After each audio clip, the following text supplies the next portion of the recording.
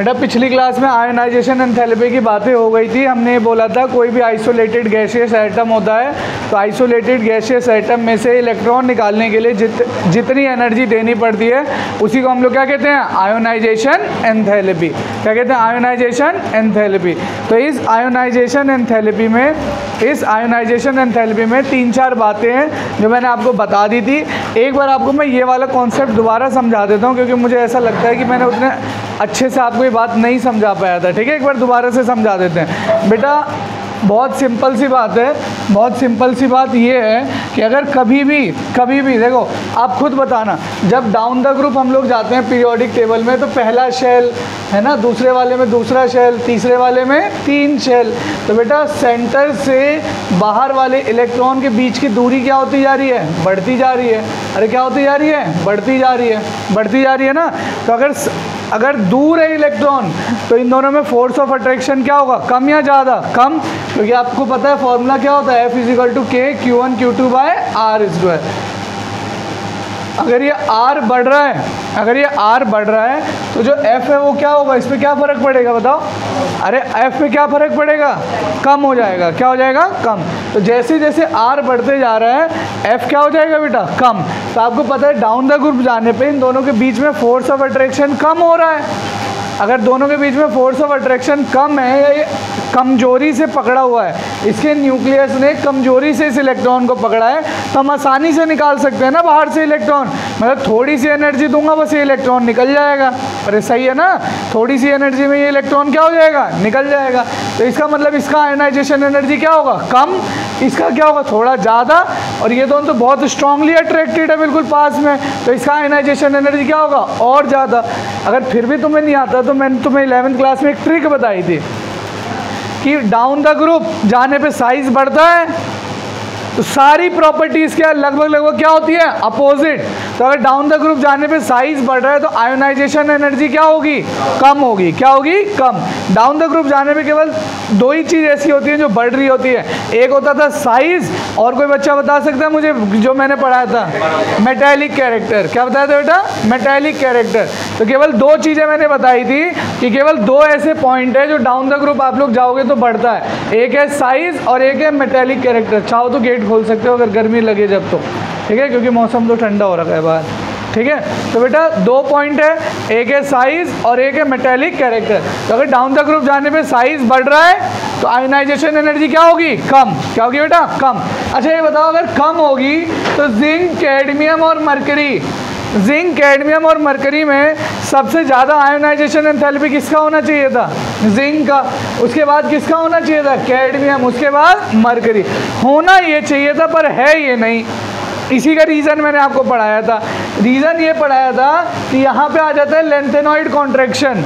क्या आ जाता है बेटा, लेंथेनॉइड कॉन्ट्रैक्शन, जिसकी वजह से इन दोनों का साइज लगभग क्या हो जाता था, बराबर। अब देखना ध्यान से, मरकरी में इलेक्ट्रॉन जाने से पहले बहुत सारे इलेक्ट्रॉन F ब्लॉक में भरे हुए हैं। किस में भरे हुए हैं, F ब्लॉक। और F ब्लॉक की शील्डिंग ज़्यादा होती है, कम होती है, कम होती है। अरे पुअर शील्डिंग होती थी ना, कम रिपल्शन करता है। अगर कम रिपल्शन कर रहा है बाहर वाले इलेक्ट्रॉन को, तो बाहर वाले इलेक्ट्रॉन क्या आएंगे, अंदर की तरफ। और अंदर की तरफ आएंगे तो न्यूक्लियस के पास में होंगे ना, और न्यूक्लियस के पास में होंगे तो आप आसानी से बाहर से इलेक्ट्रॉन निकाल नहीं सकते। तो इसीलिए बेटा ये एक्सेप्शन है, और इस एक्सेप्शन का यहाँ पे लिखा हुआ है, देखो सबसे ज़्यादा होता है मरकरी का। किसका होता है, मरकरी। क्यों, क्योंकि इसमें क्या लग रहा है, लेंथेनॉइड कॉन्ट्रैक्शन। इसके जो इलेक्ट्रॉन है पहले F में आ गए, और F की क्या होती है, पुअर शील्डिंग। मतलब F वाले पुअर शील्ड कर रहे हैं तो जो बाहर वाले इलेक्ट्रॉन है वो किस साइड आ रहे हैं, अंदर की तरफ। और जब भी इलेक्ट्रॉन अगर अंदर की तरफ आ रहे हैं, अगर इलेक्ट्रॉन अंदर की तरफ आ गया न्यूक्लियस के पास, तो हम बाहर से इलेक्ट्रॉन उसमें निकाल नहीं सकते। ये पॉइंट क्लियर है, अरे क्लियर है। तो देखो एक पॉइंट और आप याद रखना, कभी भी अगर कोई आपसे आयोनाइजेशन एंथैल्पी पूछता है तो किसकी ज़्यादा है, 5D की। किसके कंपेयर में, 4D। होना किसका ज़्यादा चाहिए था, 4D का। किससे, 5D से होना ये चाहिए था, पर हो ये रहा है। तो आप एक्सप्लेन भी कर सकते हो अगर ऐसा क्वेश्चन आता है तो, ठीक है, बिकॉज ऑफ लेंथेनॉइड कॉन्ट्रैक्शन।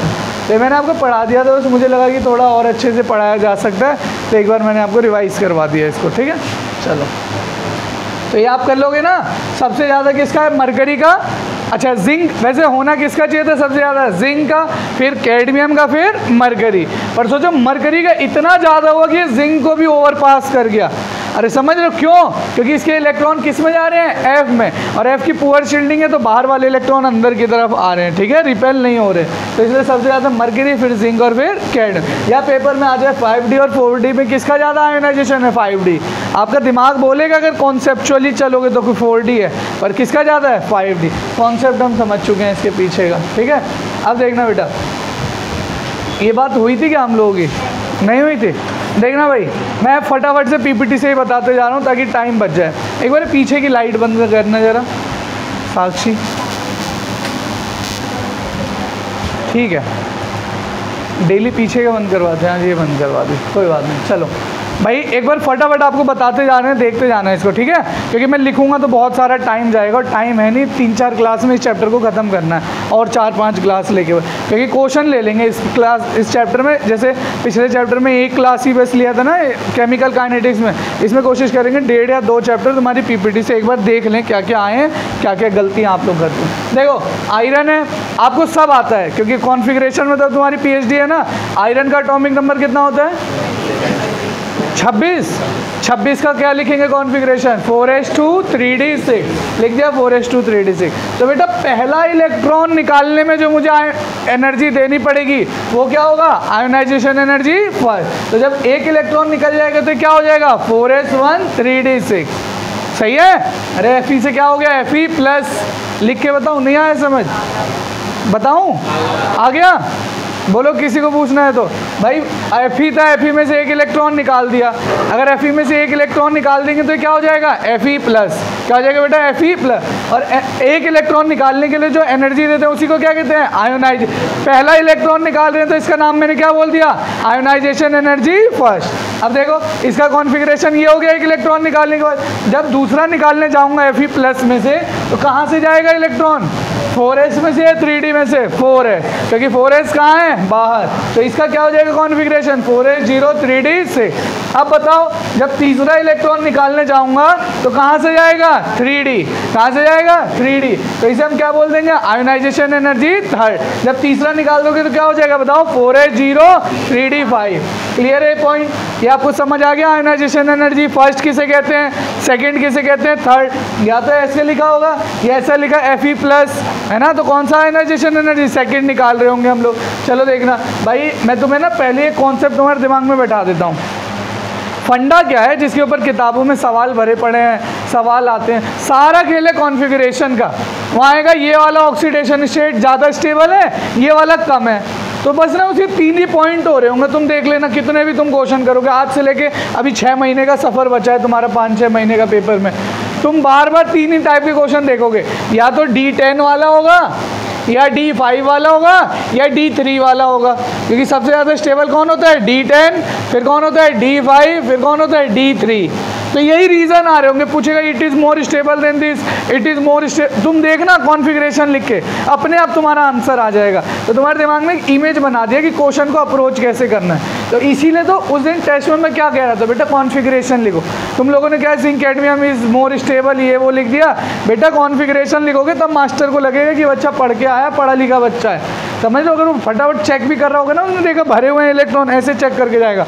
इस चैप्टर में और अगले चैप्टर में कोई भी सवाल आए, अगर आपके पास टाइम है तो कॉन्फ़िगरेशन आप लोग जरूर लिखो। देखना इधर फटाफट, इधर देखो, ये बात मैं आपको पहले ही बता चुका हूँ। सबसे ज़्यादा स्टेबल कौन होता है? D10, क्योंकि क्या होता है? Full field. फिर कौन होता है? D5। उसके बाद कौन होता था? D3। कौन होता था? D3। तो इसके पीछे का मैंने आपको रीज़न भी बताया था। सबसे ज़्यादा स्टेबल होता है D10, फिर कौन होता है बेटा? D5, फिर कौन होता है? D3। ये तो समझ आ गया, फुल फील्ड है, ये हाफ फील्ड है। D में कितने ऑर्बिटल होते हैं बेटा? 5, 1 2 3 4 5। D3 क्यों स्टेबल होता है? क्योंकि जो 3 है इसको हम लोग क्या कहते हैं? T2G। क्या कहते हैं भाई? एक क्वेश्चन आएगा, देखना एक क्वेश्चन आएगा जिसमें 3 इलेक्ट्रॉन होंगे D में, और तुमसे पूछेगा why this is more stable then that. उसी के एलिमेंट में एक में +2 लिखा होगा, एक में +3 या +4, ऐसा क्वेश्चन आएगा। तो आपको बस ये याद रखना है, क्योंकि जो T2G है इसमें 3 इलेक्ट्रॉन है, मतलब ये क्या हो गया? Half field.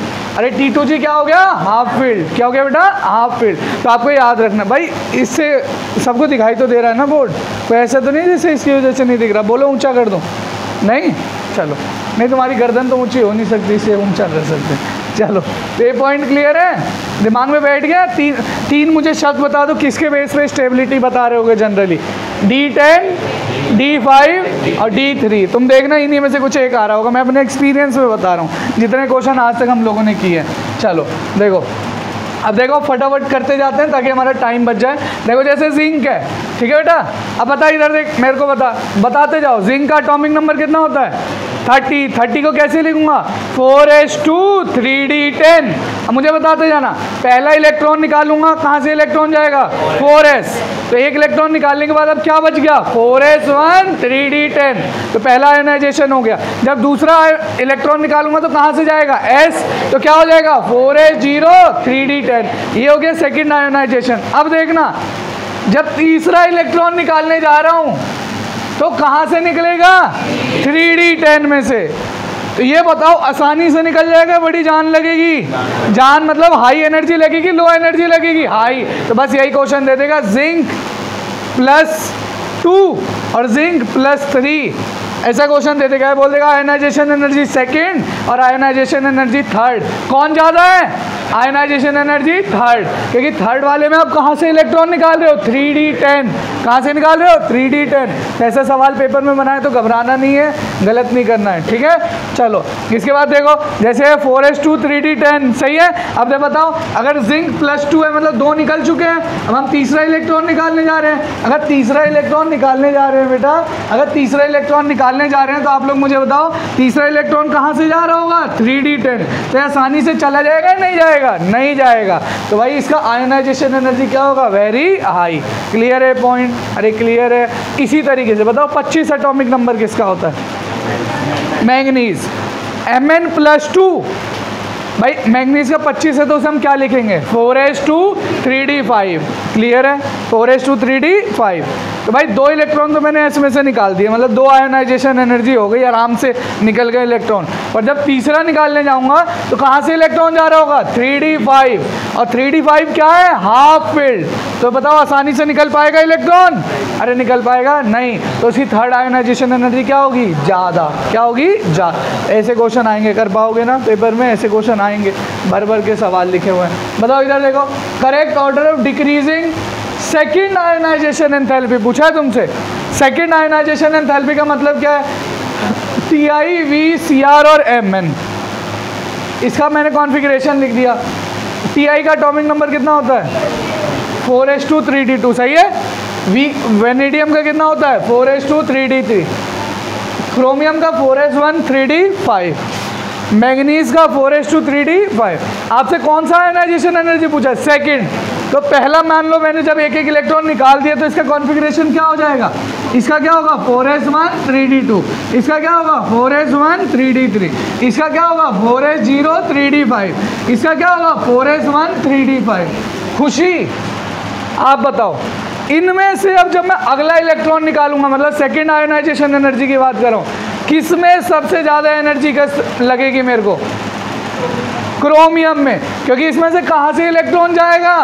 3d5। किसमें? 3। इसमें तो 4s1 से निकल जाएगा। अगला जब निकालने जाऊंगा इसमें से भी 4s1, इसमें भी 4s1, पर इसमें कहाँ से जा रहा है? 3d5। तो सबसे ज़्यादा एनर्जी किसमें लगेगी? सेकंड। भाई इसने सेकंड आयोनाइजेशन एनर्जी पूछा है। कौन सा पूछा है? सेकंड। तो सेकंड वाले आयोनाइजेशन एनर्जी किसकी सबसे ज़्यादा होगी? क्रोमियम। तो देखो ऑप्शन से होगी, एक ही ऑप्शन है जिसमें क्रोमियम सबसे ज़्यादा है, ठीक। औरों की तो तुम कंपेयर नहीं कर पाओगे, उसके लिए तो वैल्यू होनी चाहिए। तो एक ऑप्शन से तुम्हारे क्वेश्चन हो गया। अरे कर पाओगे ऐसे क्वेश्चन? तो मैं कह रहा था कि बेटा जब मैं कॉन्फ़िगरेशन तुम्हें पढ़ा रहा था तो मैंने बोला था ना कि अगले 2 चैप्टरों की जान है कॉन्फ़िगरेशन, इसलिए बोला था। पूरा चैप्टर अभी तुम देखते जाओ, ख़त्म ही नहीं होगा। अभी अगला चैप्टर आएगा तो पूरा चैप्टर ही कॉन्फ़िगरेशन है। तो अगर अभी भी किसी बच्चे को नहीं आता तो आप मेरे से पर्सनली भी आके पूछ सकते हो। अब तो आ गया होगा ना 4s2, सिंपल है। 3D कैसे भरते हैं, एक एक करके भरते हैं। अब देखो ये हमने पहले भी पढ़ा था, ये किसका बेटा ग्राफ बताया था हमने? साइज़ का, एटॉमिक रेडियाई का। पहले क्या होता है? डिक्रीज, फिर क्या होता है? कांस्टेंट, फिर क्या होता है? इंक्रीज। तो वही है, तो हम पढ़ चुके हैं ऑलरेडी। अब क्या है? Oxidation state. देखो भाई इसमें तुम्हारी थोड़ी सी पीएचडी करा देते हैं 2-3 मिनट। भाई वैसे चीज़ें आपको आती है, मैं आपको 2-3 बातें बस बता रहा हूँ फटाफट से, एक बार रिकॉल के तौर पे। भाई पीरियोडिक टेबल में पहला ग्रुप होता है ली ना करे रब से फरियाद, है ली ना करे रब से फरियाद। ग्रुप 1 वाला मेटल होता है, नॉन मेटल होता है मेटल। मेटल पे हमेशा कितना चार्ज देता है? प्लस ना, +1 नहीं प्लस, क्योंकि इलेक्ट्रॉन लूज करता है। ये ग्रुप 1 का है तो हमेशा कितना इलेक्ट्रॉन लूज करेगा? 1, तो इसमें कितना चार्ज आएगा? +1। ग्रुप 2 वाले बेटा मांगे कार सवारी बाप राजी, तो इसमें बेटा हमेशा कितना चार्ज आता है? +2। कॉन्सेप्ट चाहिए तो बेरिलियम का एटॉमिक नंबर बताओ, बोलो 4, 1s2 2s2। तो इसके बाद बाहर केवल कितने इलेक्ट्रॉन है? 2, तो कितने लूज करेगा? 2, इसलिए पूरे ग्रुप पे कितना चार्ज आ रहा होता है? 2। या फिर दूसरा तरीका, बेरिलियम का एटॉमिक नंबर कितना है? 4। इससे पहले वाले नोबल गैस का एटॉमिक नंबर कितना है? 2। हीलियम, हीलियम तो अगर ये 2 इलेक्ट्रॉन लूज कर देगा तो किसकी तरह बन जाएगा? हीलियम, इसलिए 2 लूज करेगा, तो इस पूरे ग्रुप पे +2 आ रहा होगा। देख लिथियम का एटॉमिक नंबर कितना है? 3, ये कितने इलेक्ट्रॉन लूज कर देगी हीलियम की तरफ पहुंच जाए? 1। अरे सही है, इसलिए इस पूरे ग्रुप पे +1 आ रहा होगा। देखो सोडियम, सोडियम से पहले कौन सा है नोबल गैस? नियॉन, कितना है? नियॉन, इसका एटॉमिक नंबर 11, नियॉन का 10। ये कितना लूज कर दे कि नियॉन तक पहुंच जाए? 1, इसलिए पूरे ग्रुप 1 पे हमेशा +1 आता है। ग्रुप 2 वाले पे कितना आता है? +2। जब ग्रुप 13 वाला पढ़ोगे बेटा, बैंगन आलू गाजर इन थैला, बैंगन आलू गाजर इन थैला, तो बैंगन आलू गाजर इन थैला वाले पे हमेशा कैसा चार्ज आता है बेटा? +3। कितना आता है बेटा? प्लस। बोरोन का एटॉमिक नंबर कितना होता है? 5। कितना होता है? 5। अब ये बताओ मुझे, ये 5 वाला कितने इलेक्ट्रॉन लूज कर दे कि हीलियम की तरफ पहुंच जाएगा? 3। अरे कितने? 3। कितना चार्ज आ रहा है? +3। कितना आ रहा है? अरे यार इसीलिए तो तुम ये फॉर्मूला पढ़ते हो, Al + 3 OH -1, तो क्या फॉर्मूला बन जाता है? AlOH होल थ्राइस, क्योंकि जो चार्ज होता है यही क्या होता है बेटा? Cross multiply. तुम बचपन से रटते हुए फॉर्मूला, रटना थोड़ी था, हमें कॉन्सेप्ट पता करना था बस। तुम रटते हो ना, ये पढ़ते हो, देखो MgOH, तो क्या बन जाता है? MgOH whole twice. क्यों ट्वाइस बन रहा है? क्योंकि Mg जो है वो कौन से ग्रुप का है? सेकंड, तो इसमें कितना चार्ज आता है? +2। और जब भी फॉर्मूला बनता है वो क्या होता है बेटा? क्रॉस मल्टीप्लाई, तो OH के नीचे 2 आ रहा है, ये तुम पढ़ते हो। NaOH, तो यहाँ से बन जाता है NaOH। क्यों NaOH बनता है? Na किस ग्रुप का है? ग्रुप 1 का, तो ग्रुप 1 वालों पे हमेशा कितना चार्ज आता है? +1, इसमें -1, इसलिए फॉर्मूले में OH के नीचे 2 या 3 नहीं आया। तो रटना नहीं था, हमें समझना था, हमारे कॉन्सेप्ट नहीं थे, इसलिए हम रटा करते थे। तो सारे फॉर्मूले केमिस्ट्री के इसी के ऊपर हम लोग डिराइव कर सकते हैं, अगर ये चीज़ हमें आ गई तो। समझ रहे हो मेरी बात? देखना, तो ग्रुप 13 वालों पे कितना चार्ज आता है? +3। अगले 14 वालों पे जनरली कितना चार्ज आता है बताओ, बोलो? 4, या जनरली ये इलेक्ट्रॉन लूज ही नहीं करते, इसलिए कोवेलेंट बॉन्ड बनाते हैं। आपने पढ़ा होगा कार्बन एंड इट्स कंपाउंड में, है ना, कि कभी भी ये 4 इलेक्ट्रॉन लूज नहीं करते। इन्हें तो नोबल गैस की तरफ पहुंचना है, मतलब बाहर वाले में 8 होने चाहिए, तो ये 4 बॉन्ड बना लेते हैं। क्या बना लेते हैं? 4 बॉन्ड। अगला कौन है बेटा? नाना पापा आंटी सब बीमार, तो ये बेटा नोबल गैस से इसके पास बस 3 इलेक्ट्रॉन कम है, तो ये जनरली कितने इलेक्ट्रॉन छीन लेता है दूसरों से? 3, तो इसमें कितना चार्ज आ जाता है? -3। अगला O से टेपो, O से टेपो में ऑक्सीजन के पास केवल कितने इलेक्ट्रॉन कम है नोबल गैस से? 2, तो इस ग्रुप पे कितना चार्ज आ रहा होता है? -2। फिर कल बाहर आई आंटी, है ना, इसके पास केवल कितने इलेक्ट्रॉन कम है नोबल गैस से? 1, तो केवल 1 इलेक्ट्रॉन लेगा। हरभजन ने अगरकर का एक्सरे रुकवाया, सही है, तो नोबल गैस ही, इसे ना इलेक्ट्रॉन लेने की ज़रूरत है ना लूज करने की ज़रूरत है। समझ आ गया किसके ऊपर कितना चार्ज आता है? समझ रहे हो? ग्रुप 17 वाले, इस पर देखो, तुम नहीं याद रखोगे काम चल जाएगा, ये याद रखना है, ठीक है, ये याद रखना है 2, और ये 2 शुरू के याद रखने हैं। इसी के ऊपर बहुत सारे क्वेश्चन भरे होंगे मार्केट में, ठीक है, आप लोग लिख लेना, मैं लिखवा भी चुका हूँ। शायद 12th क्लास में भी जब आए थे तुम लोग, स्टार्टिंग के 2-3 दिन मैंने बेसिक ऑफ केमिस्ट्री पढ़ाई थी, उसमें सब कुछ पढ़ा दिया था मैंने, ठीक। पर फिर तुम्हारे पाप है कि मेरे को दोबारा बताना पड़ता है। देखो इसके बाद देखना पॉइंट फटाफट, ठीक है, हो जाएगा अभी इतने से हमारा काम, ज़्यादा डिटेल में नहीं जाएंगे। तो मैं 1-2 क्वेश्चन बता रहा था, मैं 1-2 क्वेश्चन पूछ रहा था। जैसे देखो लिखा है KMnO4, ठीक है। अब मुझे निकालना है इसका ऑक्सीडेशन नंबर, जिसका निकालना होता है उसका क्या ले लेते हैं, x। भाई बहुत काम की चीज़ है, अगले चैप्टर में 4 नंबर का क्वेश्चन में पाओगे 0 अगर ये नहीं आता तो। जैसे करवाया ना क्वेश्चन, जब मैंने तुम्हें आई पढ़ाया तब मैं तुम्हें चिल्ला चिल्ला के बोल रहा था कि तुम क्वेश्चन गलत करोगे, हुआ ना गलत उस दिन पेपर में। ऐसे फिर बोल रहा हूँ अपने एक्सपीरियंस पे, हर साल गलत होता है, अभी भी गलत करोगे। 4 क्वेश्चन है ऑक्सीडेशन स्टेट से रिलेटेड, क्वेश्चन वो कुछ और है, उसमें इसका कोई नंबर नहीं मिलेगा तुम्हें, पर अगर तुमने यही गलत निकाल दिया तो नीचे का सारा गलत आएगा तुम्हारा आंसर। तो इधर देखो, इसका अगर मुझे निकालना है, जिसका निकालना है उसको क्या ले लेते हैं, x। के किस ग्रुप का है, फर्स्ट वाले को कितना चार्ज आता है, +1। कितना आता है, +1। ऑक्सीजन कौन से ग्रुप का है, 16। कितना चार्ज आता है, -2। कितने हैं ऑक्सीजन, 4। तो 1 पे -2 तो 4 पे कितना हो जाएगा, -8 इज इक्वल टू 0। 0 इसलिए आया क्योंकि यहाँ पे ऊपर कोई चार्ज नहीं है, अगर यहाँ कोई ऊपर चार्ज होता तो इक्वल में हमें वो लिखना था, सही है। तो अब x कितना हो जाएगा, x -7 इज इक्वल टू 0। तो x पे कितना चार्ज आ गया, +7। क्या आ गया, +7। देखो एक क्वेश्चन आया, मान लो ये लिखा हुआ है, अगला क्वेश्चन ये लिखा हुआ है, मान लो K2Cr2O7, K2Cr2O7। तो भाई मान लो मुझे ये निकालना है कि Cr पे कितना चार्ज है, सही है। तो एक कितने Cr हैं, 2, तो इसे मैं कितना लिख दूंगा, 2x। क्या लिख दूंगा, 2x। K पे कितना चार्ज होता है, +1। 2 पे कितना हो जाएगा, +2, सही है। एक ऑक्सीजन पे कितना चार्ज होता है, माइनस, ये कितना हो जाएगा, -14 इज इक्वल टू 0। अब इसे सॉल्व करो, कितना हो जाएगा, 2x is equal two plus का 12, x is equal two plus का 6। मतलब एक क्रोमियम पे +6 चार्ज है, हमने तो 2x लेट किया था ना, एक क्रोमियम पे कितना चार्ज आ रहा है, +6। अब देखो एक क्वेश्चन और करवा देता हूँ आपको, सही है, एक क्वेश्चन और करवा देते हैं, देखना इधर देखना, ऐसा लिखा है KMnO4 -2। अब मुझे निकालना है Mn पे कितना चार्ज है, जिसमें निकालना है उसे क्या कर लेते हैं, x। K पे कितना चार्ज आता है, +1। ऑक्सीजन पे 2, तो 4 पे कितना, -1। अब इक्वल में मैं क्या लिखूंगा, -2। अभी तक 0 लिख रहे थे क्योंकि इसके ऊपर कोई चार्ज नहीं था। अब कितना हो जाएगा, सॉल्व कर लेना जो भी आएगा, ठीक है। कितना हो जाएगा बताओ, इतना ही आएगा ना, x पे कितना चार्ज आ गया, +5। तो ऐसे क्वेश्चन हमें आने चाहिए। अगर ये तो सब रेडॉक्स है, सब पढ़ा रखा है 11th क्लास में। अच्छा मैंने नहीं पढ़ाया था रेडॉक्स, जिसने नहीं पढ़ा इतना तो पढ़ाया ही होगा, मैं उम्मीद, ललित इतना तो पढ़ाया ही होगा।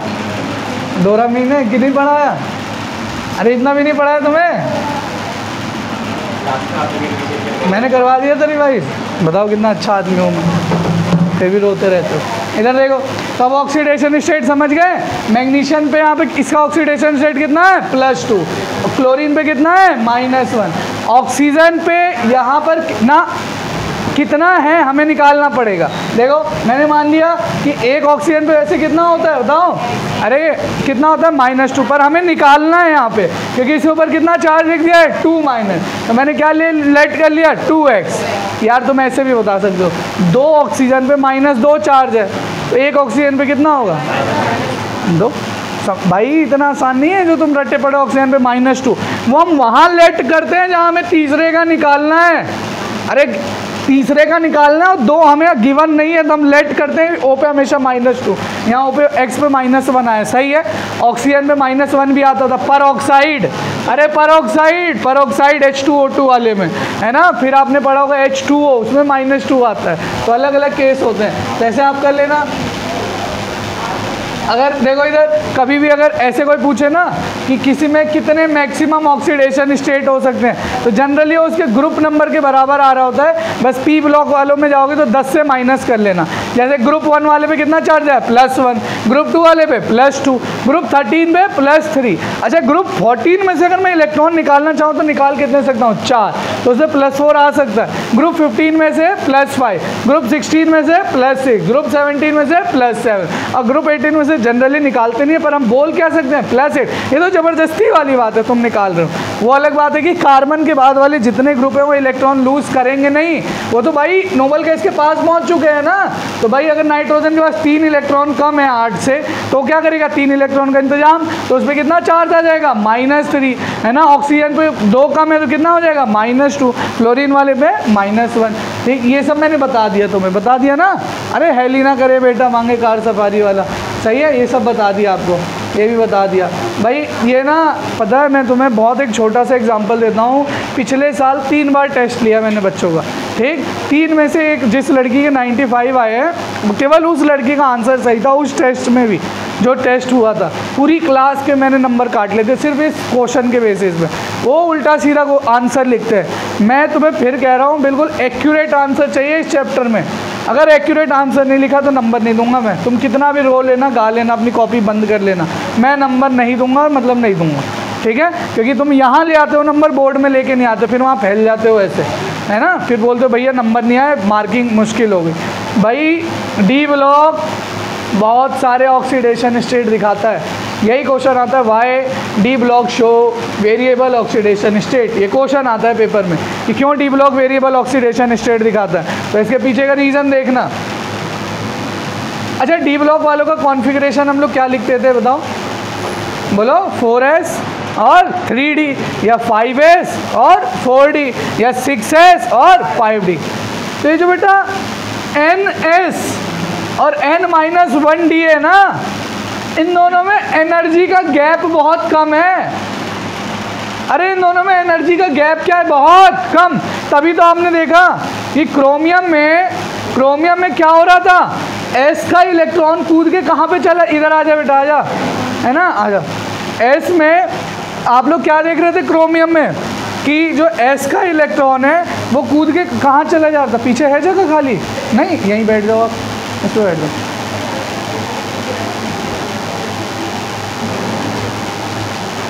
भाई क्रोमियम में क्या हो रहा था, s का इलेक्ट्रॉन कूद के कहाँ चला जा रहा था, d में। भाई ऐसा हमने आज से पहले तो बहुत कम जगह पढ़ा है। ऐसा इसलिए हो रहा था क्योंकि जो ns और n-1d है, इन दोनों का एनर्जी लेवल लगभग क्या है, सेम। इसलिए इलेक्ट्रॉन जंप कर जा रहा था एक ऑर्बिटल से, या एक शेल से दूसरे शेल से, s शेल से d शेल में।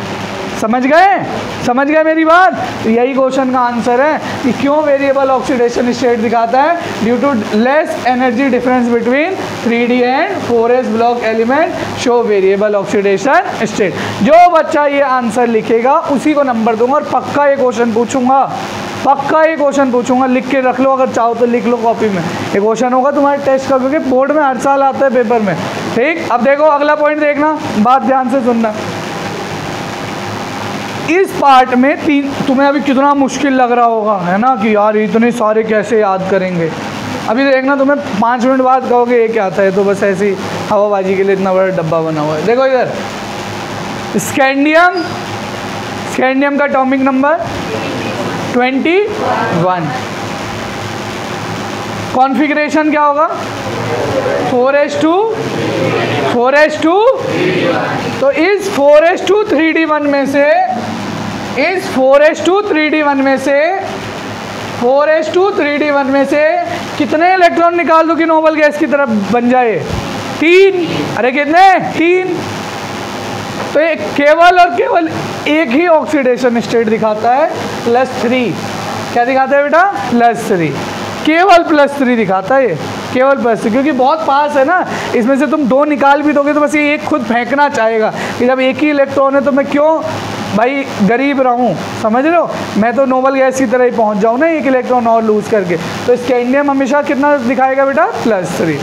अब आगे जैसे जैसे जाओगे बढ़ते जाएगा। अगले वाले सब में तुम्हें +2 मिल रहा होगा, पूरे में +2 मिल रहा होगा, केवल स्कैंडियम छोड़ के। कभी क्वेश्चन आ जाए कि which of following D block element of 3d series do not show +2 oxidation state, तो क्या लिखोगे? स्कैंडियम। ये आता है क्वेश्चन, ऐसे ही क्वेश्चन आते हैं, ध्यान रखना, ठीक है। अगला पॉइंट, सारे +2 दिखाएंगे। क्यों? जैसे मान लो अगला है, उसका क्या लिखोगे? 4s2, अरे बोलो 3d2, तो 2 तो दिखाई रहा है, 3 भी दिखाई देगा, तीसरा इलेक्ट्रॉन भी निकाल लोगे, और कितना निकाल दोगे कि ये नोबल गैस की तरह बन जाएगा? 4। तो 2 भी दिखा रहा होगा, 3 भी दिखा रहा होगा, और 4। अगले पे चलो, इसका क्या होना चाहिए कॉन्फ़िगरेशन? 4s2 3d3। तो 2 तो जब भैया ने बोला दिखाई रहा, 2 तो तुम निकाल ही सकते हो। अगला निकाल दोगे तो कितना हो जाएगा? 3, और निकाल दोगे तो 4, और कितने निकाल सकते हो टोटल? 5। तो कितना हो जाएगा? +5। अगले वाले में और क्या निकाल सकते हो? +6। अरे क्योंकि यहाँ पे क्या हो जाएगा D4, अगले वाले में कितना हो जाएगा D5, तो इसमें से कितना निकाल पाओगे +7। तो 2 से लेकर के 7 तक तो इंक्रीज होते जा रहे हैं। तो बात तो वही है, 6 इलेक्ट्रॉन तो 6 निकाल दिए मैंने, है ना। 4s1 3d5 सही है। इसमें टोटल इलेक्ट्रॉन कितने हैं 6, इसमें कितना हो गया 4s2 3d5 कितने हो गए 7। देखो मैंने 7 निकाल दिए, सही है। आ गया समझ, लिख लोगे। बताना जरा स्कैंडियम का कितना, कौन सा ऑक्सीडेशन स्टेट मिलेगा आपको +2। अगले में बताओ +2 से +4, 4 ही तो इलेक्ट्रॉन है यार इसमें। अगले वाले में कितने इलेक्ट्रॉन है 5 निकाल दिए। 2 से 5 तक, अगले में कितने 6, तो कहाँ से कहाँ तक निकाल दिए +2 से +6। अगले में कितने 7, तो +7। तभी मैं रुक गया यहाँ पे। हो गई हाफ फील्ड वाली कहानी खत्म। जितना खींचतान तुम्हें करना था तुमने खींचतान करके निकाल लिए सारे इलेक्ट्रॉन। क्योंकि अगले से तो क्या स्टार्ट हो जाती है पेयरिंग। अरे क्या स्टार्ट हो जाती है पेयरिंग, क्या स्टार्ट होती है डबल पेयरिंग। इसमें आपको +2 +3 +4 मिलेगा, पर +5 नहीं मिलेगा। आयरन का एटॉमिक नंबर कितना होता है 26। 26 को कैसे लिखूं 4s2 3d6, हाँ 6। तो S में से 2 निकाल लिए तो +2 आ गया। D में से पहला निकाला तो कितना आ गया 3, अगला निकाला तो 4। पर तुम 5वां ऑक्सीडेशन स्टेट इसमें आपको नहीं दिखाई देगा। ये कि रट लो कि आयरन में 5वां ऑक्सीडेशन स्टेट नहीं मिलेगा। ठीक, अब आपको बस कम करते जाना है। कोबाल्ट में कितना मिल रहा है 4, 2 से 4। भाई 2 तो सब में मिलेगा, मैंने आपको बोला था मोस्ट स्टेबल ऑक्सीडेशन स्टेट होता है। अगर कोई आपसे पूछेगी डी ब्लॉक में, दांत तोड़ देंगे हथौड़े से। अगर कोई ये पूछे डी ब्लॉक में सबसे स्टेबल ऑक्सीडेशन स्टेट कौन सा होता है, क्या बताओगे +2। क्या बताओगे प्लस। एक ऐसा एलिमेंट जिसमें केवल +3 मिलता है या +2 नहीं मिलता है, बोलो। 2 ऐसे एलिमेंट जिनमें केवल एक ही ऑक्सीडेशन स्टेट मिलता है, जिंक और स्कैंडियम। एक ऐसा एलिमेंट जिसमें मैक्सिमम ऑक्सीडेशन स्टेट मिलता है, मैग्नीज। ऐसे क्वेश्चन आते हैं जो तुम्हें बता रहा हूँ। ठीक, अब इसमें देखो, इसमें तो सेम है। जिंक तुम्हें हमेशा रटा रहेगा। अरे जिंक तुम्हें हमेशा रटा रहेगा क्योंकि भाई 2 ही निकाल सकते हो। D10 है, क्या है बेटा इसमें D10, तो ये कोई नहीं भूलता। अब देखो कॉपर है, कॉपर का क्या होता है एटॉमिक नंबर 4s1, बोल दो यार 4s1। तो इसमें से एक तो इसमें से निकाल लिया तुमने, सही। अगर असलियत में देखो ना तो होना क्या चाहिए था 4s2 3d9। तो वही बात है कि तुम S वाले दोनों इलेक्ट्रॉन निकाल पा रहे हो। वो अलग बात है कि S का इलेक्ट्रॉन हमने D में खुदा दिया है, तो हम बोल रहे हैं 4s1 3d10। पर इसमें S में होने कितने चाहिए थे 2। तो ऐसे रटने बेटा कि सब ऑब्जर्वेशन है, मैं बताता रहा हूँ। मैं ज़बरदस्ती आपको समझाने की कोशिश कर रहा हूँ, ठीक है। पर मैंने मोस्ट प्रोबेबली, मुझे ऐसा लगता है मैं समझा गया। अरे समझ आ गया ना। तो कॉपर में क्या क्या मिल रहा है +1 और +2। आप एक चीज़ और भी तो देख रहे हो, देखो कम होते जा रहा है ना। इसमें 5 नहीं मिला, इसमें 2 3 4 2 3 4। इन दोनों को तुम समझा जाओगे क्योंकि जिंक का तो तुम समझा गए +2 होता है। कॉपर का भी तुम्हारे पास वो कॉन्सेप्ट बन गया दिमाग में कि 4s2 और 3d9 होता तो केवल कितने इलेक्ट्रॉन निकाल सकते थे 2। कहाँ से S से। तो मतलब एक तुम पहला निकालोगे मतलब +1 और दूसरा क्या निकालोगे +2। अब पेपर में आ जाए एक ऐसा एलिमेंट बताओ जिसमें +1 मिलता है, कॉपर। क्या है भाई कॉपर, सही है। एक ऐसा एलिमेंट बताओ जिसमें सिर्फ +3 मिलता है, क्या। एक ऐसा एलिमेंट बताओ जिसमें सिर्फ +2 ही स्टेबल हो। क्यों, वाई फुलफिल्ड। मैंने बोला तो इस चैप्टर में जहाँ अटको कॉन्फ़िगरेशन लिख दो, अपने आप आंसर आ जाएगा। आपको बस कॉन्फ़िगरेशन लिखना, आपका आंसर अपने आप आ जाएगा, अपने आप आपको समझ आ जाएगा। जहाँ अटक जाओ ना इस चैप्टर में और अगले चैप्टर में, चुपचाप बस कॉन्फ़िगरेशन लिख दो। आगे समझिए, चले आगे। थोड़ा सा एक्सप्लेनेशन है कुछ चीज़ों का, आप मुझे बताना। देखो स्कैंडियम जो है, स्कैंडियम इसका सबसे स्टेबल ऑक्सीडेशन स्टेट एक ही मिल ही रहा था, कौन सा +3। क्यों, क्योंकि जैसे +3 कर जाएगा ये किसकी तरह बन गया, इनर्ट गैस, नोबल गैस की तरह। अरे सही है ना भाई। अच्छा स्कैंडियम में 3 होता है, अगर 3 इलेक्ट्रॉन निकाल दिए तो कितना हो गया 18। अरे कितना हो गया 21 एटॉमिक नंबर होता है ना स्कैंडियम का। 3 इलेक्ट्रॉन निकल गए तो 18। 18 कौन सा नोबल गैस है? आर्गन। तो ये किसकी तरह पहुंच जाएगा? आर्गन। कभी पेपर में पूछ दे Sc+3 इज इक्विवेलेंट टू, तो क्या लिखोगे पेपर में? आर्गन। क्या लिखोगे बेटा? आर्गन। कर लोगे ऐसे क्वेश्चन? अरे कर लोगे? बोलो। एक क्वेश्चन आया कि scandium variable oxidation state show करता है कि नहीं करता? वेरिएबल का मतलब समझते हो अंग्रेजी में? क्या? डिफरेंट, अलग अलग, एक से ज़्यादा। अरे सही है ना। चलो अब बेटा इसमें सब लिखा हुआ है, मैं फटाफट करते जाता हूँ, हमारा टाइम बच जाएगा। ऑर्गेनिक में देंगे, आगे के चैप्टरों में देंगे। मैं लिख नहीं रहा है सारी चीज़ें, क्योंकि मैं लिख रहा हूँ फिर वही चीज़ यहाँ लिखी हुई है तो क्या मतलब बन रहा है। ठीक, जो चीज़ नहीं होगी वो मैं लिखवा दूँगा। अब देखो Ti22, ये सब मैंने बता दिया है वैसे तुम्हें। Ti22 में 2 इलेक्ट्रॉन यहाँ से और 2 इलेक्ट्रॉन यहाँ से जाएंगे तो ये नोबल गैस की तरह पहुँच जाएगा। मतलब इसमें मैक्सिमम कितना मिल रहा है? +4, +2 से लेकर +4। सही है। किसकी तरह बन जाएगा? आर्गन। किसकी तरह बेटा? आर्गन। अच्छा अब पेपर में अगर कभी पूछ दिया जाए वैसे कि Ti का सब, अच्छा आप खुद भी बता सकते हो इनमें से कौन सा सबसे स्टेबल ऑक्सीडेशन स्टेट होगा? +4, क्योंकि +4 करने पे किसके जैसा बन गया? आर्गन। आर्गन या फिर नोबल गैस। और भाई दुनिया में हर कोई किसकी तरह बनना चाहता है? Noble gas. क्लियर है? कर पाओगे ऐसे क्वेश्चन? अब वेनेडियम है, वेनेडियम। वेनेडियम का स्टेबल, सबसे स्टेबल वाला कौन सा होगा? +5। क्यों? क्योंकि +5 करने पे वो कैसा बन जा रहा है? Noble gas. तो वेनेडियम के सबसे स्टेबल कौन है? +5। अबे लिखने में यार मेरे 3-4 मिनट चले जाते, 5 मिनट से भी ज़्यादा। समझ रहे हो? हमारा काम 10 सेकंड में हो गया। अगर आपको ये चीज़ आ चुकी है, अरे समझाया तो आधे घंटे से यही बता रहा हूँ आपको। चलो देखो अगला, देखो क्रोमियम। क्रोमियम, क्रोमियम में बताओ मैक्सिमम कितने इलेक्ट्रॉन निकाल दूँ इनर्ट गैस की तरह बन जाए? 6। तो इसका कौन सा सबसे स्टेबल होगा? +6। सही है। क्या हो बेटा? ये क्वेश्चन आता है पेपर में। बेटा बात मत करो, देखो मैं कुछ सुन जाओगे फिर अच्छा नहीं लगेगा। सही है, सोच लो भैया ने सुना दिया बस। ठीक है, देखो वाई क्रोमियम +3 इज स्टेबल। क्यों क्रोमियम +3 स्टेबल है? भाई मैंने क्या बोला, जब भी अटको क्या लिख दो? कॉन्फ़िगरेशन। क्रोमियम का एटॉमिक नंबर क्या होता है? अरे कितना होता है? 24। 24 को क्या लिखते हैं? 4s1 3d5 +3। मतलब बताओ एक इलेक्ट्रॉन s से भगा दिया, 2 कहाँ से भगा दिए? d से। ठीक, कैसा बन गया? क्या बना? D3। मतलब T2G में कितने इलेक्ट्रॉन आ गए? 3। मतलब T2G हाफ फील्ड हो गया ना, इसलिए क्रोमियम +3 क्या होता है? स्टेबल। मैंने क्या बोला था? जहाँ अटको इस चैप्टर में कॉन्फ़िगरेशन लिख दो बस। अभी आपको बात बताई तो थी D10 D5 D3। भाई बहुत सारे डाउट आते हैं इसमें। देखो क्रोमियम 3+ है, 4s0 3d2 3d3 3d3 मतलब T2G में कितने इलेक्ट्रॉन है? 3। अभी बेटा अगले चैप्टर में चलेंगे ना तो आपको स्प्लिटिंग पढ़ाऊंगा, ऑक्टाहेड्रल और टेट्राहेड्रल। और देखो मैंने बोलता ना D को हम 2 पार्ट में डिवाइड करते हैं, T2G और E। जब ऑक्टाहेड्रल स्प्लिटिंग पढ़ेंगे तो उसमें T2G वाला नीचे आता है और EG वाला ऊपर आता है। समझ गए? अभी पढ़ेंगे, आपको पढ़ाएंगे ये सब पूरा डिटेल में पढ़ाएंगे। 5 नंबर का क्वेश्चन भी आएगा। अच्छा मुझे ये बता सकते हो T2G में मैक्सिमम कितने इलेक्ट्रॉन आ सकते हैं? 6। कितने बेटा? 6। EG में मैक्सिमम कितने इलेक्ट्रॉन? 4। सही। EG में ऑर्बिटल कितने हैं? 2। डब्बे को क्या कहते हैं? ऑर्बिटल। क्लियर है ना? जब अब चलेंगे पढ़ेंगे ऑक्टाहेड्रल टेट्राहेड्रल स्प्लिटिंग तो आपको नया नया नहीं लगेगा, लगेगा ऐसा कि कुछ सुना है, भैया ने पहले बताया है ऐसा कुछ। सही है।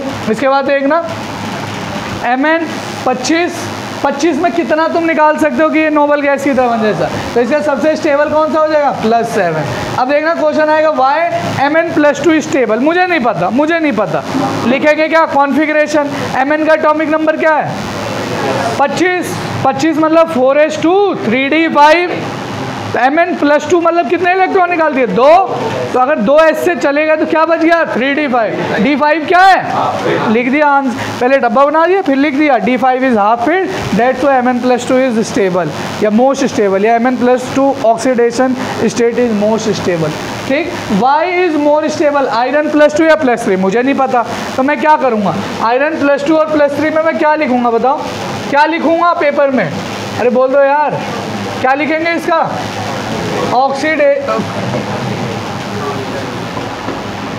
इसका आप लोग लिख दो। देखो लिखा हुआ है Fe+2 और लिखा हुआ है Fe+3, सही है, Fe+2 और Fe+3। अब लिखो, बताओ +2 है तो इसका मतलब आयरन का एटॉमिक नंबर कितना होता है 26।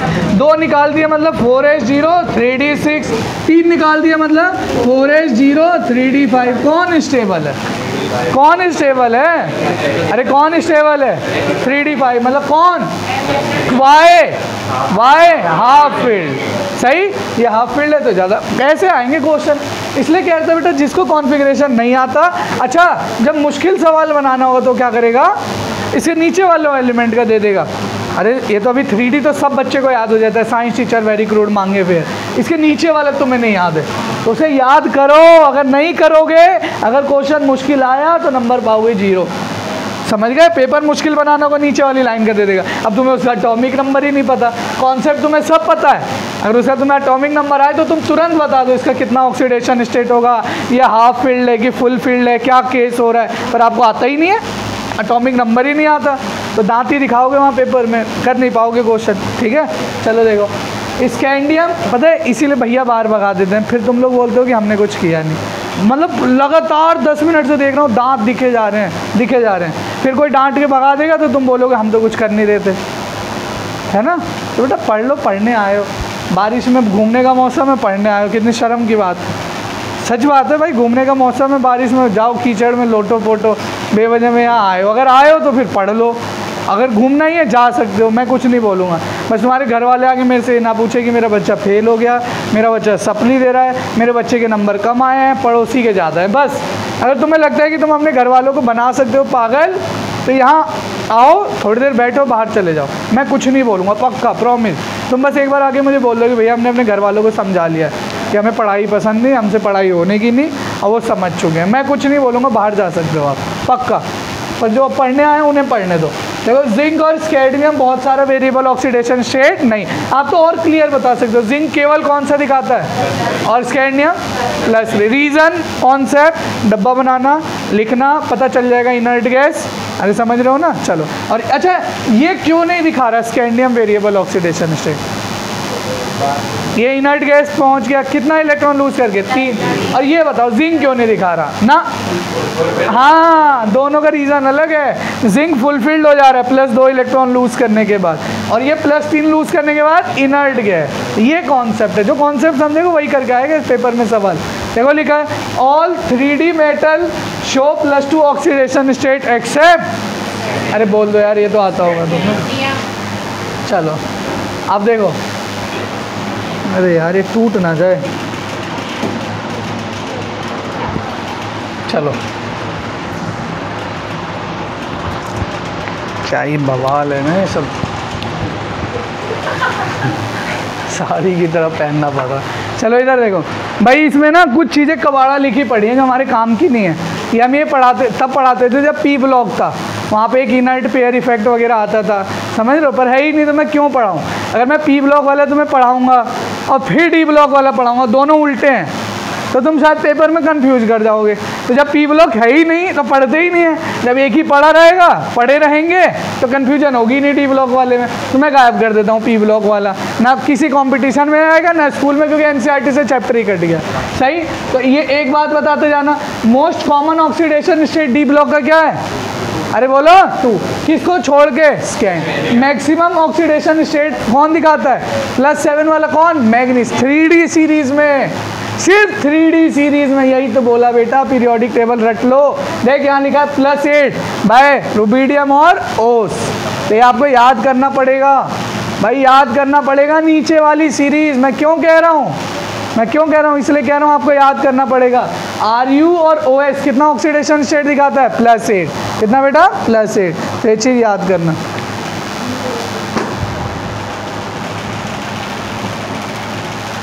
आज वो कॉलर वाली शर्ट नहीं ना उसमें लग जाती है, फैशन बिगड़ गया।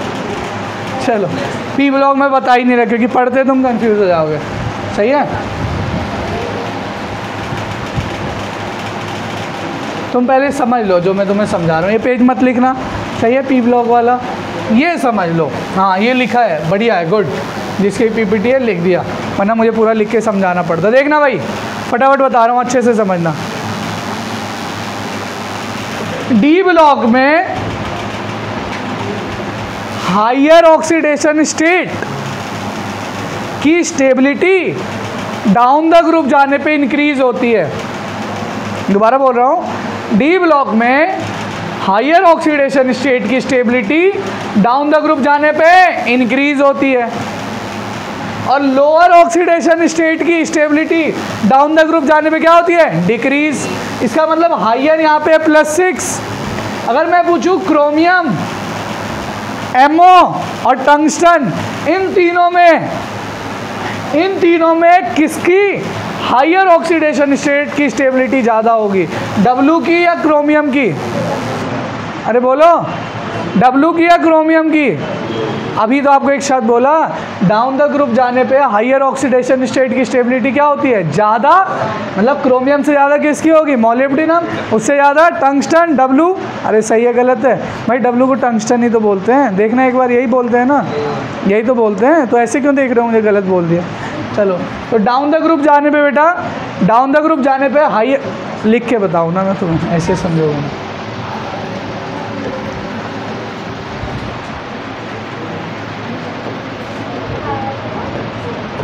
मैं ये कह रहा हूँ कि जब डी ब्लॉक में डाउन द ग्रुप जाओगे तो जो हायर ऑक्सीडेशन स्टेट है +6, इसकी स्टेबिलिटी, भाई बात मत करो, अगर आता है तो बाहर जा सकते हो। देखो, हायर ऑक्सीडेशन स्टेट की स्टेबिलिटी डाउन द ग्रुप जाने पे क्या होती है? इंक्रीज। तो मुझे बताओ +6 वाला कौन सबसे ज़्यादा स्टेबल होगा? कौन सा सबसे ज़्यादा स्टेबल होगा बताओ? कौन स्टेबल होगा? अरे कौन होगा? टंगस्टन। इसके बाद कौन होगा? मोलिब्डेनम। उसके बाद क्रोमियम। मैं यही तो बोल रहा हूँ उस टाइम से, ऐसे देख रहे हो जैसे तुम्हारे गुर्दे मांग लिए हो मैंने, किडनी। अरे समझ आया? कर पाओगे? क्वेश्चन आता है, क्वेश्चन ऐसे नहीं आएगा। उसके साथ में लिखा होगा KMNCR और KMOCR, कुछ ऐसा, और तीनों में +6 आ रहा होगा क्वेश्चन सॉल्व करोगे तो। और फिर पूछेगा which of following is more stable. तो पहले तीनों का ऑक्सीडेशन स्टेट निकाल लेना, फिर तुम्हें दिखेगा तीनों का ऑक्सीडेशन स्टेट सेम आ रहा है। अगर तीनों का ऑक्सीडेशन स्टेट सेम आ रहा है तो डाउन द ग्रुप जाने पे स्टेबिलिटी क्या होती है? बढ़ती। अब तुम्हें तब तो ये क्वेश्चन कर पाओगे जब तुम्हें डी ब्लॉक के तीनों याद हो, 3D, 4D, 5D और 6D सब याद हो, तभी तो कर पाओगे। तुम कर ही नहीं पाओगे वरना। अरे कर पाओगे जब तुम्हें यही नहीं पता क्रोमियम के नीचे कौन आता है, मोलिब्डेनम आता है कि टंगस्टन आता है, कर ही नहीं पाओगे क्वेश्चन। इसलिए कह रहा हूँ बेटा, हॉरिजॉन्टली भी याद करना है डी ब्लॉक और वर्टिकली भी याद करना है, वरना क्वेश्चन नहीं कर पाओगे पेपर में। पूरे कॉन्सेप्ट और सब कुछ रखा रह जाएगा। इसलिए कह रहा हूँ अभी भी बेटा टाइम में रट लो। इस चैप्टर की जान यही है, एटॉमिक नंबर। इस चैप्टर की जान यही है, एटॉमिक नंबर, कॉन्फ़िगरेशन लिखना और कौन कौन सा एलिमेंट किसके नीचे आता है। जिसको आता है वो बच्चा पूरे नंबर पाएगा, जिसको नहीं आता, और प्रीवियस ईयर क्वेश्चन भी जाने इस चैप्टर की, ध्यान रखना, ठीक है? कर लोगे? अच्छा, मैंने एक शब्द और बोला कि डाउन द ग्रुप जाने पे लोअर ऑक्सीडेशन स्टेट की स्टेबिलिटी क्या होती है? डिक्रीज। तो इनमें से सबसे स्टेबल +3 वाला कौन होगा? क्रोमियम, मोलिब्डेनम या टंगस्टन? क्रोमियम। उसके बाद मोलिब्डेनम, उसके बाद टंगस्टन। तो वही चीज़ तो लिखी है, +3 वाला सबसे स्टेबल कौन है? क्रोमियम, फिर मोलिब्डेनम और फिर टंगस्टन। मुझे बताओ क्रोमियम +3 सबसे पहले नहीं, जब +3 वालों की बात करें तो कौन जीत रहा है, क्रोमियम या टंगस्टन? क्रोमियम। और जब +6 वालों की बात कर रहे हैं तो कौन जीत रहा है, क्रोमियम या टंगस्टन? टंगस्टन। तो बताओ इन दोनों में कौन ज़्यादा स्टेबल होगा? +3 वाला। अरे कम से कम अपने में तो जीत रहा है, ये तो हार रहा है। तो अगर कोई ये पूछे +3 स्टेबल या +6, तो कौन स्टेबल? +3। भाई ये सब रटने की चीज़ें हैं, मैं तो आपको कुछ ट्रिक्स वगैरह बता रहा हूँ जिससे आपको याद हो जाए, तो ये आप याद रखना, ठीक है? चलो अब देखो, अगर कभी, अच्छा मुझे बताओ कौन ज़्यादा स्टेबल है, +3 या +6? क्या हो गया इसको? +3। अगर +3 स्टेबल है, अगर +3 स्टेबल है तो आप मुझे एक चीज़ बता दो। बिल्कुल ले रहा है।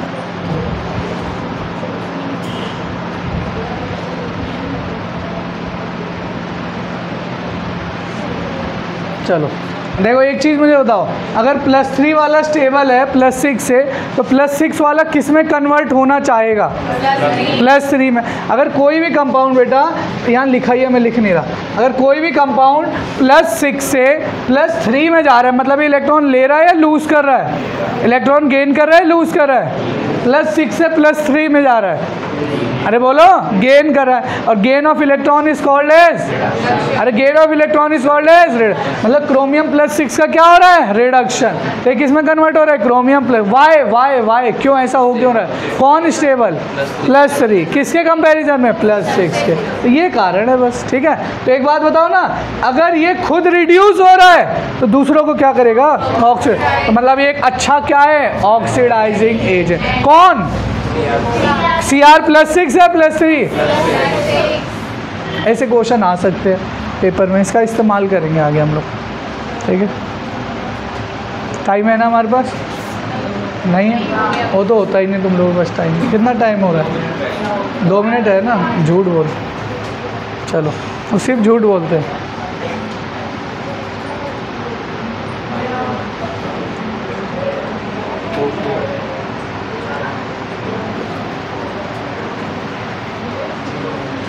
चलो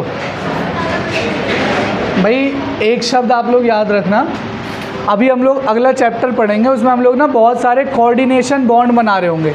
कैसे बॉन्ड बना रहे होंगे? Coordination bond.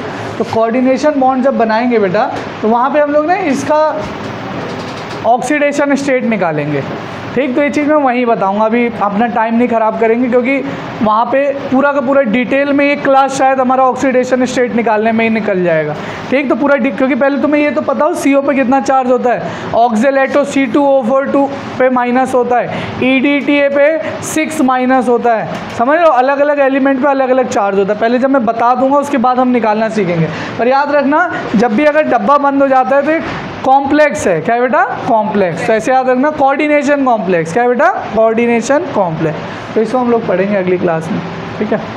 चलो।